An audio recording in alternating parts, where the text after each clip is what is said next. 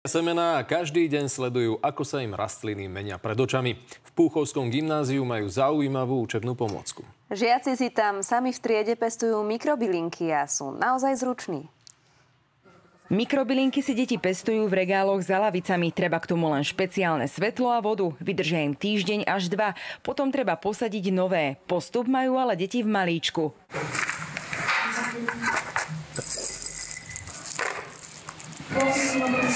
Keď to zavlažíme, tak to prikryjeme ďalšou táckou a na 3 dní to dáme do tmy. Takto vyzerajú rastlinky po 5 až 7 dňoch, keď sme ich už dali na svetlo. Hugo sa stará o polievanie, predtým sa vraj aj striedali, no spolužiaci zabúdali. Polievam to vždycky, keď prídem do školy a keď odchádzam. Bylinky si dávajú na 10. alebo si zoberú domov. Najviac im chutí hrach a kukurica. Veľmi často vlastne využívame túto mikrozeleninu k príprave takýchto jednohubiek. Na hostinu už pozvali aj rodičov. Aby sme im ukázali, čo sme sa naučili v škole za ten rok a ako to chutí. Projekt na školu priniesla Zuzana Vetešková Andreánska. Chce, aby si deti tvorili pozitívny vzťah k zdravej strave už od malička. Chceme deťom ukázať, že je to ľahšie vypestovať si to.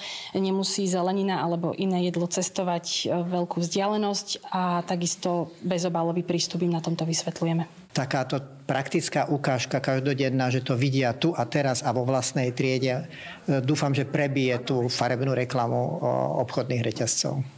Aké chutné. A toto máme slnečnicu a tuto hore môžete vidieť rečkovky. A to je fakt dobré. Áno, tam má takú štiplavú chuť ako rečkovky. Už sa nám podarili aj také prvé naše úspechy a to je vlastne, že sme vyhrali Enviro cenu, detský čin roka.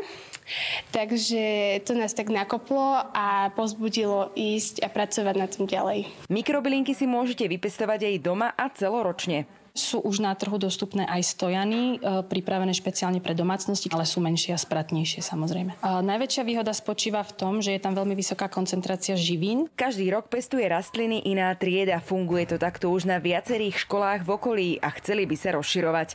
Veronika Tisáková, televízia Markíza.